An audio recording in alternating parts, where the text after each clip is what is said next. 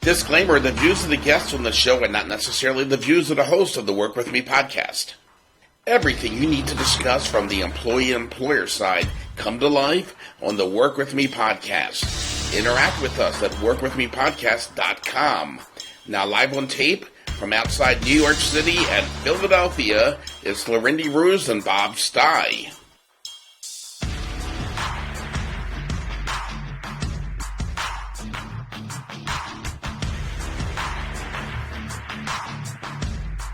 And this wonderful brainstorm of a podcast continues and moves on and on. It's the Work With Me podcast. How are ya, everybody? Bob Stye, Lorindy Ruse. And Lorindy will be with us in a few minutes, and she's got a great guest for us today, Stephen Ricks, the CEO of LuxRed. We are going to talk luxury buildings with them, and I wish I lived in a luxury building. So if you're into real estate, you're going to love this show. If you're into expensive, nice real estate, you'll love it even more. Reach out to us, Bob at RuseAdvisors.com, Lorindy at RuseAdvisors.com, also WorkWithMePodcast.com, RuseAdvisors.com. We would love to hear from you. Big thanks to my good friend Brian Sosha, formerly of WSTW Wilmington, who stopped by last week. He had talked so much, we actually had to run it in two parts. We had the first part, and basically Steve and Nicole, who do our IT work, were like, we're going to have to cut this up into two parts. So thanks, Brian, for giving us two podcasts in one. That was a lot of fun. That was so much fun. Now, if you were listening to Brian last week, we recorded the show on a Wednesday, and he was making a major announcement the same day. The major announcement he announced on his show was that him and his wife Gina are going to have their second baby. So I congratulate Brian and Gina having another baby. Fantastic. Hopefully you'll get back to work soon and be able to get that baby everything. But that's fantastic. You know, I got to announce all three of my kids, the pregnancy of my wife, on the radio. So you got the same option, which is wonderful. So this is the Work With Me podcast, and we are brought to you by Divine with Lisa French. Now it's no secret I'm not all there. If you listen to the opening segment each week, you get to listen to my history of jobs in life. I got more issues than Life magazine, okay? But Alicia's working with me to be a more positive, upbeat person. She can do the same with you. If you can do it with me, you can do this with anybody. Call her or text her for a free hour consultation. Free. 509-638-4329. Do it right now. 509-638-4329. And tell her you heard about it from Bob Stye on the Work With Me podcast. So Stephen Ricks is coming up in a few minutes, the CEO of LuxRed. We're going to talk about luxury buildings. He'll be calling in from Salt Lake City, Utah, I believe. Our second guest from Utah. Now, earlier this week, I was having an argument with a call center. I think it was for one of my credit cards or something. And I find myself losing my cool, which I always do, which we all do when we get on the phone with this. And people can sometimes sound condescending or, can I speak to your manager? I am the manager. And it's horrible. But then I realized, I took a deep breath and I was nicer. I did spend some time working in a call center. And at the time, at least, it was the most thankless, brutal job in the world. I'm sure things have changed in the last 20 years or so, but I was thinking about some of my call center nightmare stories. I'd like to share some with you. Back in 1998, I had an opportunity, a life-changing opportunity, to move from Baltimore, where I returned after college for a few years, to the wonderful city of Philadelphia for a part-time radio job. Now, I've been in love with this crazy city of Philly since I was a little kid. I was born here. We moved when I was 1, but when I was a kid, I decided, you know what? I was born there. I'm going to root for all their sports teams. Yeah, what a great existence that's been, by the way. But I would take trips there all the time to see baseball games or to hang out, and it was just wonderful. And then back in the 90s, I would take trips there just for the nightlife because you had club after bar after club after club and so much going on. So the opportunity to go to Philadelphia and work with this huge radio station was the opportunity of a lifetime. Now, in order to make this happen, because that was just a part-time gig I was going to do a few nights a week, if that, I had to find a new full-time job. Now, back then in my 20s, I didn't really have a quote-unquote career like I do now. As you remember, I worked in a record store, I worked at a drugstore, which I hated, and then I sold long distance for a few years, which will be a huge story for another time. I talked about Philly being the funny farm, my first recruitment job. This might be the funny farm part 1 or part 2. But there was nothing full-time I was doing that was either making a lot of money or was a career.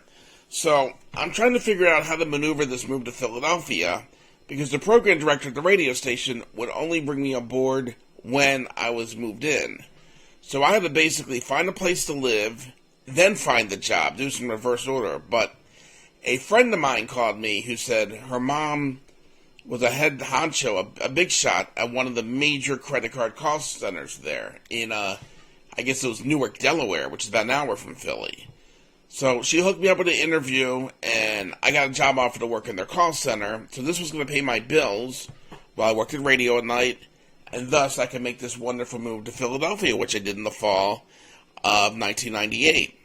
So I'm on top of the world. I got a radio job in this brand new city I love, a whole new life. It's exciting. And when I went through training in the call center, it was wonderful. I was going to do customer service. You call the number, I help you with your problems. We had a wonderful woman who trained us. Her name was Peggy. I can say that. Her name was Peggy, and she was just funny, and she made it fun, and she was real upbeat. I mean, the first few weeks, we just went through training exercises. She took us out to lunch a few times.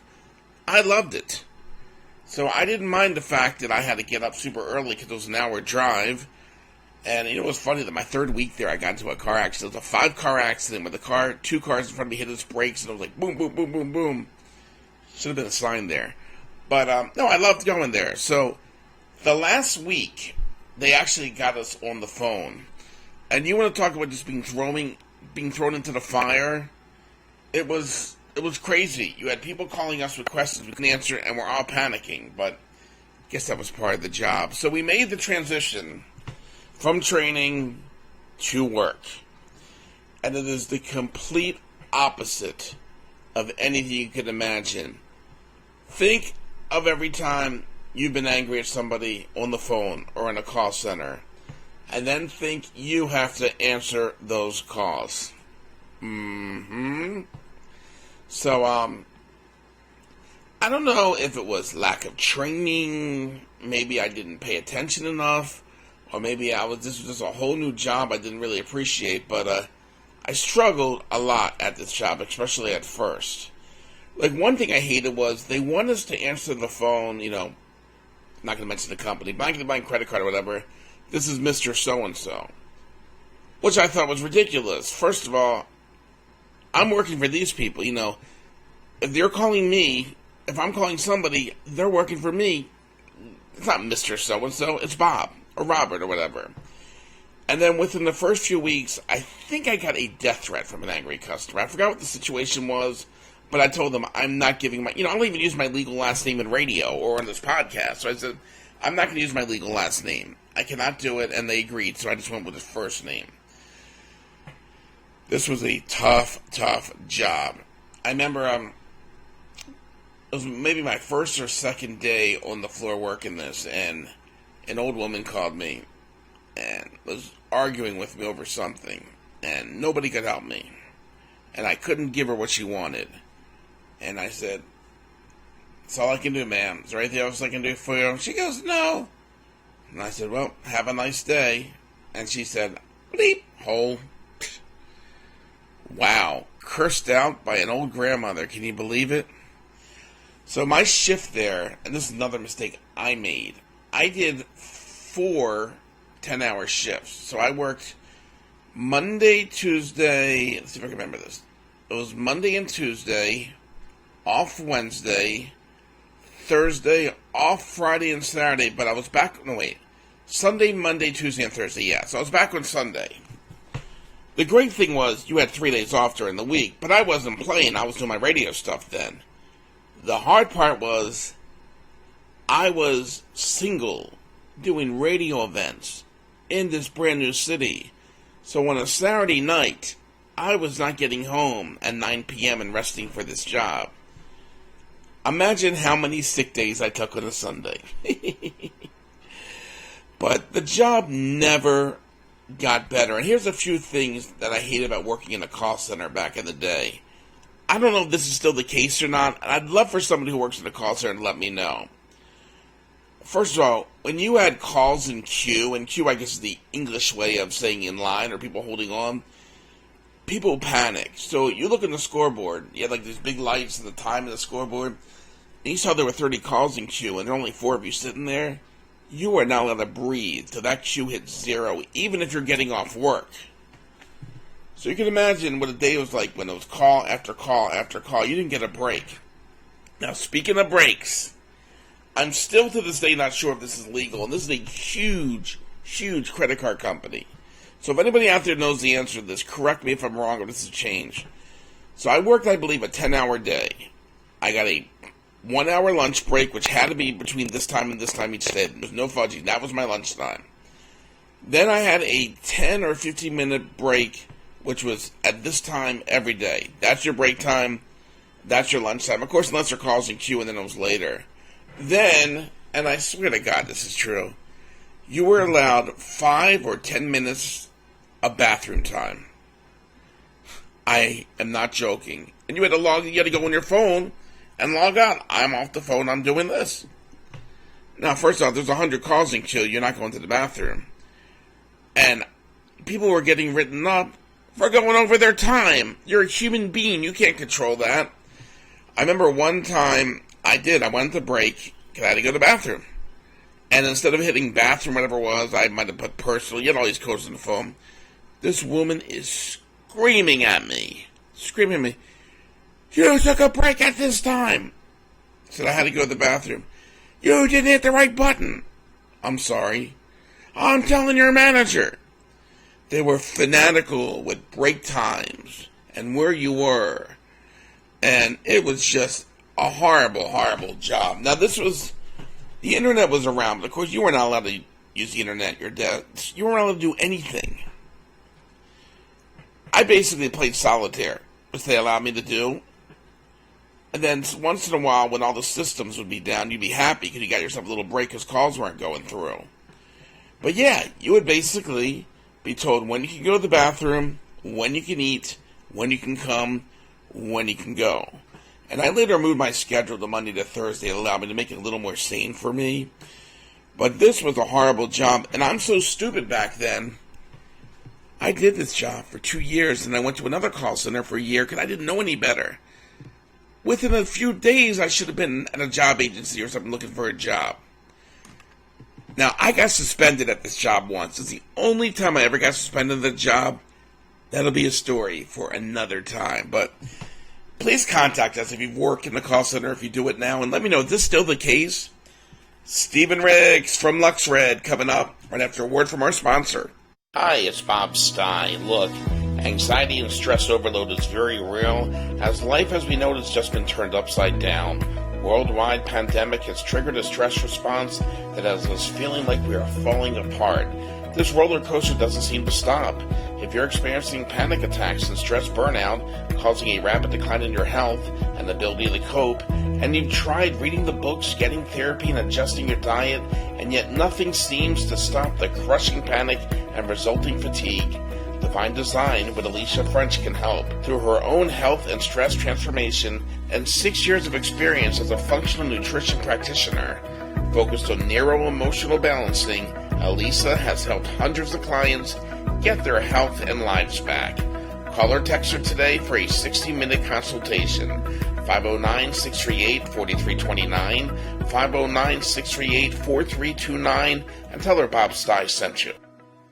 Bob, I'm excited to have Stephen Ricks with us today. We've been working with him since late last year, and he has made a shift in the way he's showing up in the world as a professional, and he is now the CEO and the creative force behind LuxRed. And Stephen graduated from the University of Utah with a degree in urban development, and he also studied architectural history. And he received his Bachelor's of Science from the University of Utah, and so we have something in common that I also attended University of Utah, so we had that in common to begin with. And then also Steve lives in Salt Lake City, Utah, and he and I also had that in common because I raised my children primarily in Utah, just north of Salt Lake and Bountiful. And one of the reasons people love living in Utah is because it's an amazing geography with incredible outdoor activities such as water skiing, snow skiing, hiking, biking, camping, and traveling. And Steve enjoys those outdoor sports, especially skiing and traveling. So we're excited to have Steve with us here today. Steve, welcome. Thank you so much for agreeing to be with us today. Welcome, Steve. Yeah, thank you. So Steve, I want to talk before we jump into the work that you're doing now. Tell us a little bit about how, being raised in Utah, what that was like for you, and why you've chosen to make Utah your home. Well, actually, I started out in California. I did not know that. Yeah, my dad was going to school, and my mom was teaching high school. And they met there. And then when my dad was done, he had a job back here in Salt Lake. So that's where we ended up.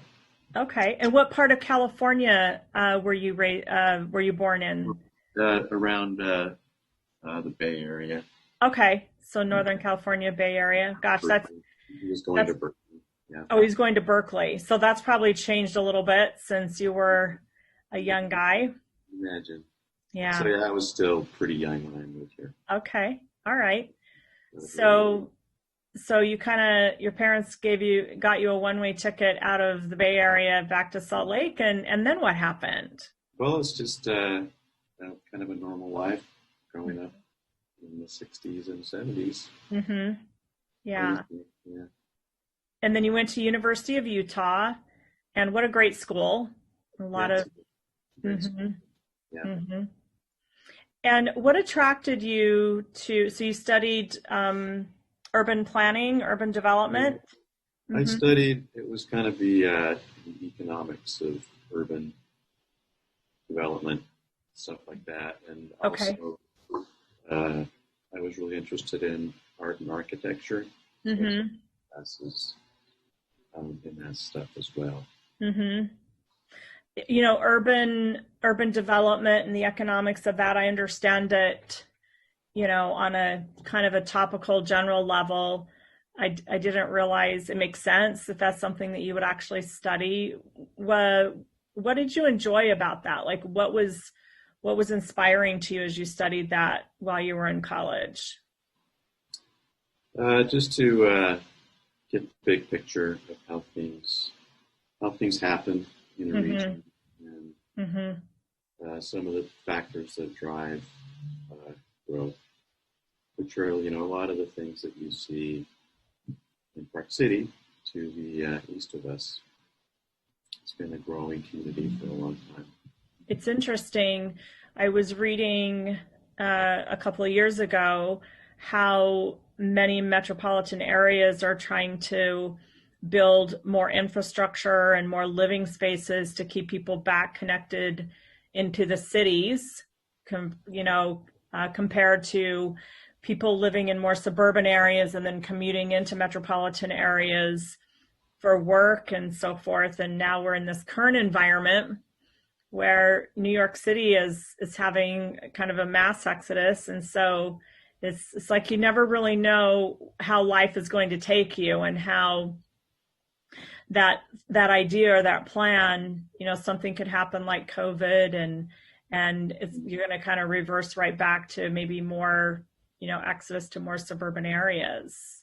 So those pivots and those unexpected shifts, right? Right. Yeah. Yeah. Yeah.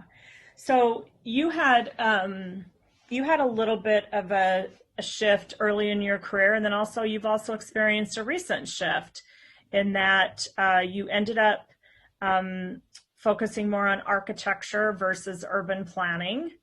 And what was the impetus and the reason that you chose eventually to become an architect in architecture versus kind of a planning role in cities?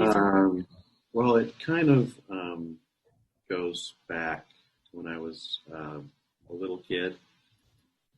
And I just remember when I would like be in a church meeting and I would be bored.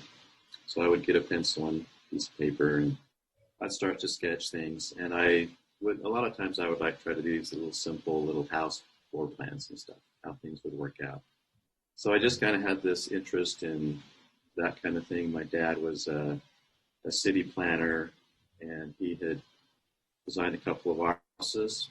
So I just sort of played with that. And then as I got older, my interest sort of turned more towards art, drawing, and things like that. And then I did a lot of that during high school. And then as I was heading off to college, I needed to get a job so I could sort of work my way through that. And I was looking around and I found a job with a really good architect, just out of luck. I found this guy and worked with him sort of like through college, the college years, and I really enjoyed that. Kind of getting back to what I had done when I was real small, and kind of getting that art going in with the architectural design. So something that I enjoyed is something that I was good at, and that's sort of what shifted my focus. I'm really impressed, Steve. I also remember getting bored in church and writing on notes and things like that, but it was nothing as creative or noble as drawing houses or architectural plans. I think I was just passing silly notes to my girlfriends or practicing writing my name or whatever that was. So that's impressive. And we often find that there's something that happens to us early in life that even if it's not the thing that we become, it kind of informs our long-term path. And it seems like that was certainly true for you. And then most recently, now you've made a shift from only focusing on architecture, and you've expanded your offerings and expanded your vision and how you want to show up in the world. So you can tell us a little bit about that, what you're up to now. So now I'm sort of wanting to integrate a lot of different parts of designing and building a house to sort of make it easier for people to do that. So I've started to develop a team consisting of builders, perhaps, landowners that are looking to do something with their land, investors that want a different kind of an investment, maybe get away from the stock market or whatever, and work with realtors to help find ideal property and help with the input of what is really selling right now and what people are looking for. And then also like to get interior design professionals involved early too, so that we can sort of tailor make the spaces to meet the vision of the interiors people of what they want to accomplish. So we don't have rooms that are like way too big or too small. We just want to make it kind of just right, so the whole house comes together in a kind of a well thought out and planned fashion. It's really impressive, Steve. I know that one of the things that you talk about through your marketing materials and so forth is that you are the intersection of creativity and collaboration, and that you really focus on taking your client's vision and coupling that with your concierge design process, so that every project, every home, whether that's for a living space or an investment opportunity or a gathering place, maybe it's a second or third home, that it really is a masterpiece that represents what the client wants and and their vision of how they want their life to look. And so from start to finish, you really do help them create these incredible spaces where, you know, people can gather together and have connections. So that piece that's so important to you about connectivity, creativity, and collaboration is what you really hope to provide for your clients. Like I said, whether they're a homeowner or an investor. Right. Yeah. So how was it for you, that kind of journey to recognize, here's who I am, here's what I appreciate, and I want to imbue that into my work? Was that a little bit of journey? Did it take time for you to figure that out, or did it just come pretty automatically for you? Well, I think like in most professions, you sort of you're learning all the time. So, you know, you kind of start out and you don't know very much. Like when I was in college, but, you know, fortunately I was able to work with people that wanted to share with me and kind of mentor me along. And so you just sort of grow the process, and eventually you feel like you're really pretty proficient, get a lot of positive feedback. And then I just kind of had an idea, well, why not make it easier for people? Instead of having to, you know, instead of having to go out and find the land to invest in, and then find someone to do your design stuff, and then find somebody to build it, and find some interior person. You know, why not kind of have a team already kind of in place? Select maybe among different team members. They don't always have to be the same builder, the same realtor, the same interior people, but you can kind of see the beginning or see the end of the process from the beginning. All unfold.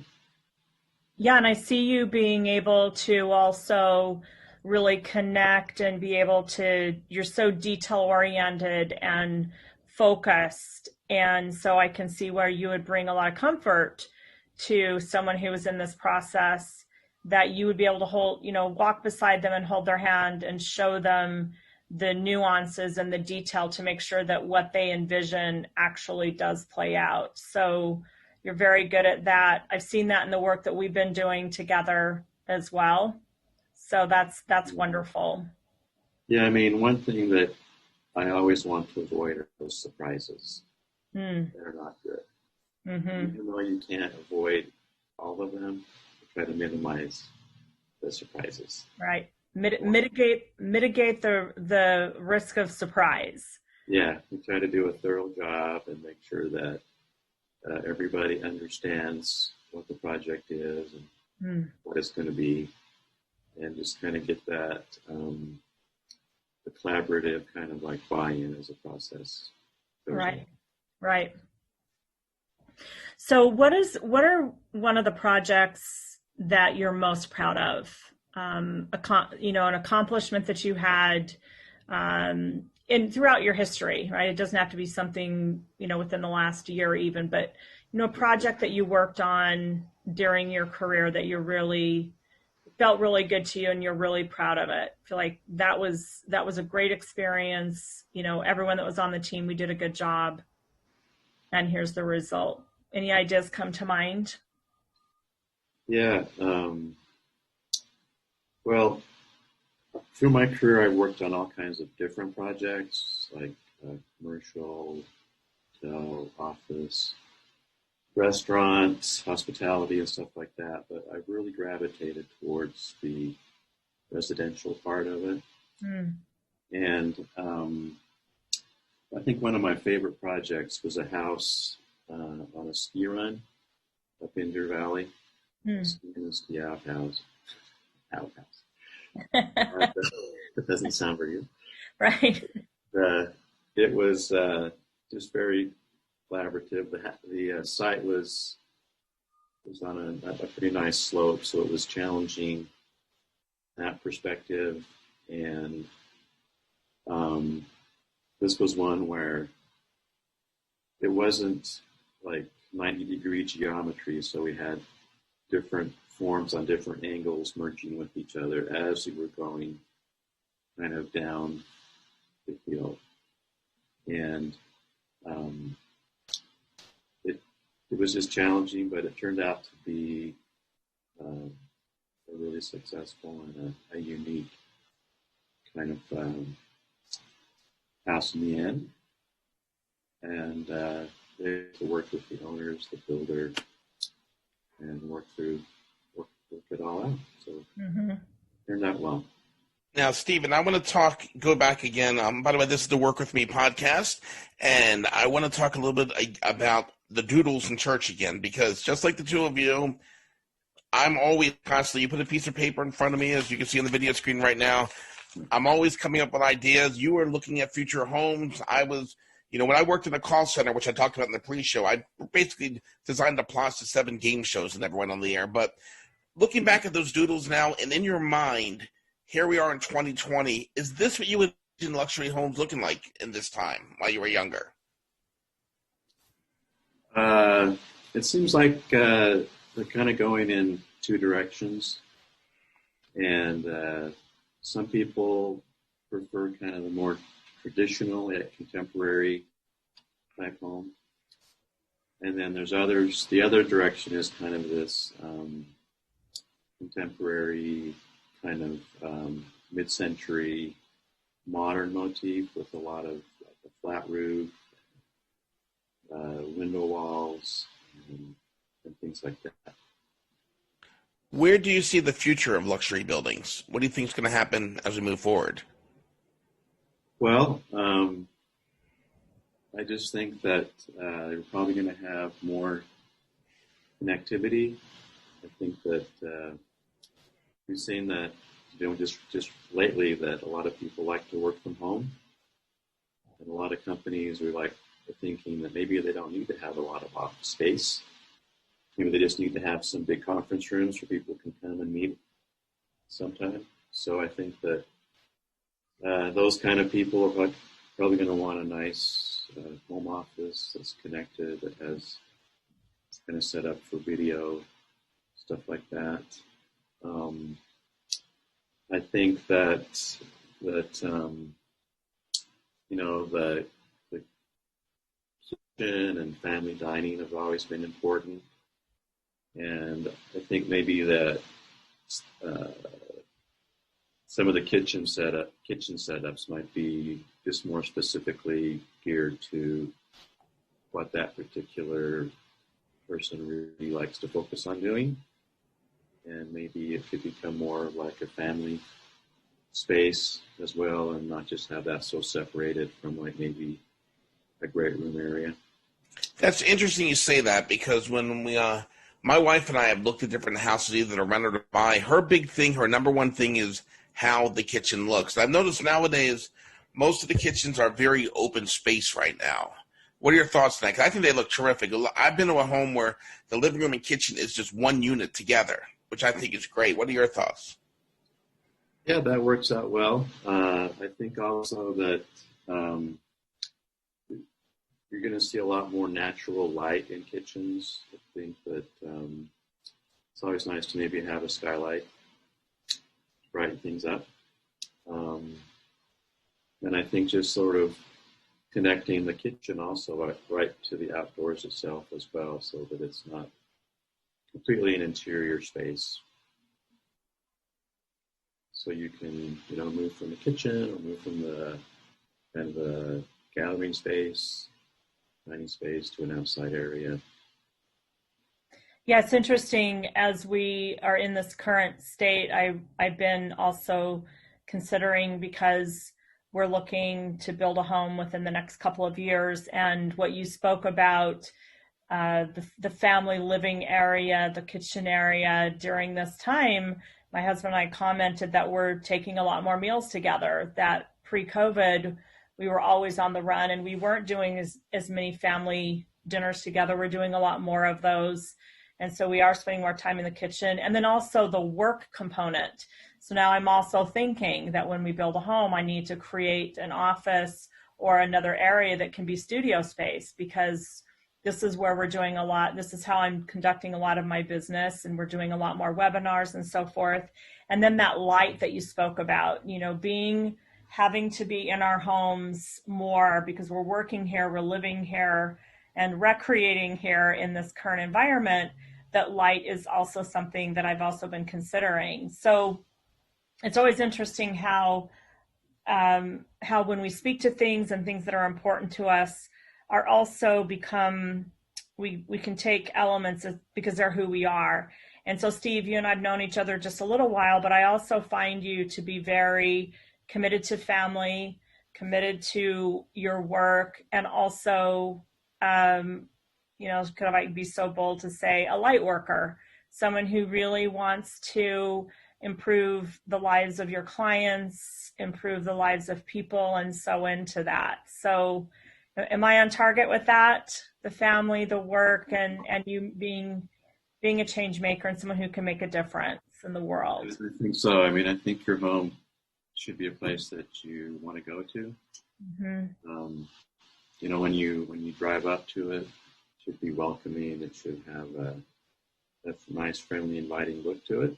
And something unique about it that is sort of like your personality.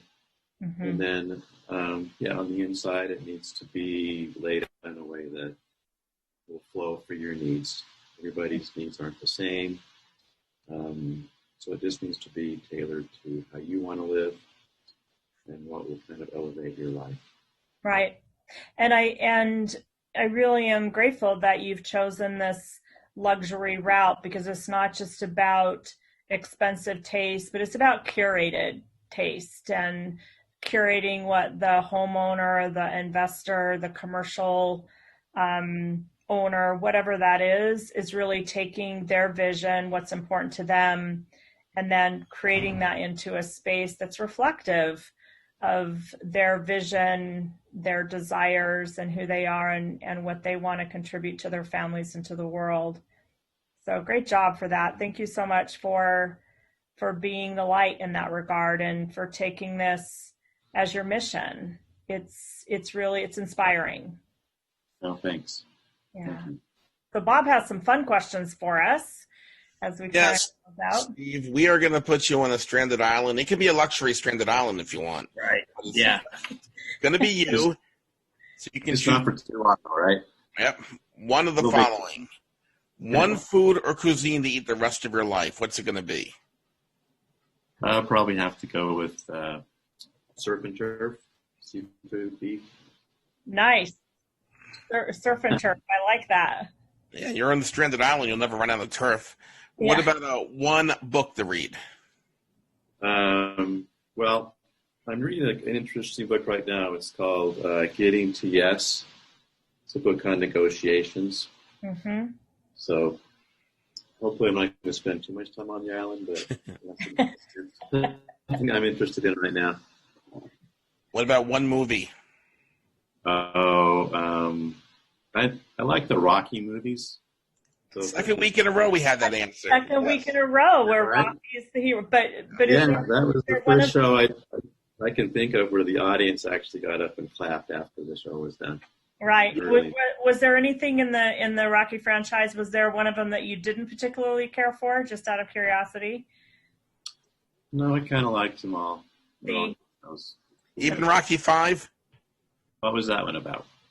Oh, that was, he runs out of money and he ends up in a street fight. It was horrible. I don't recall exactly. Okay. You're not missing anything. Really, you have to come out to where I live in Philadelphia one day. You can run up and down the steps there. Yeah, that was cool. How about one TV show or series to watch over and over? Well, actually right now I'm watching The Saint from the 60s with Roger Moore. I like that series. It's been entertaining for me. And one singer or one group to listen to their musical lineup over and over? I think I'd have to go with Chuck Berry. Chuck Berry? I like Chuck Berry stuff. No, that's ironic because I actually put a video of him on my Facebook page this week and tagged my husband. It's been floating around Facebook. Have you seen that, Steve? Not yet. floating around. My kids were pretty impressed with his dance moves. Like, I want to learn how to do that. It's like, well, you're gonna have to play a lot less video games then. You want to dance like Chuck Berry. Yeah. Stephen, where can people get a hold of you if they're interested in luxury homes or luxury buildings? You can look at my website, which is buildluxuryred.com. You can give me a call at 801-628-8445, or you can shoot me an email at Stephen with the PH luxury@icloud.com. All right, Stephen Ricks, we appreciate you spending some time on the Work With Me podcast with us. Thank you so much. Thank you, Thanks, Stephen. Bob. Yeah. Thanks for having me. Okay, have a good day, guys. If you would like to be a guest on this podcast, get more information at workwithmepodcast.com. Original music and score by Mark Ruse. This broadcast has been produced and engineered by Bob Stye. The Work With Me podcast. Copyright 2020, Ruse Advisors.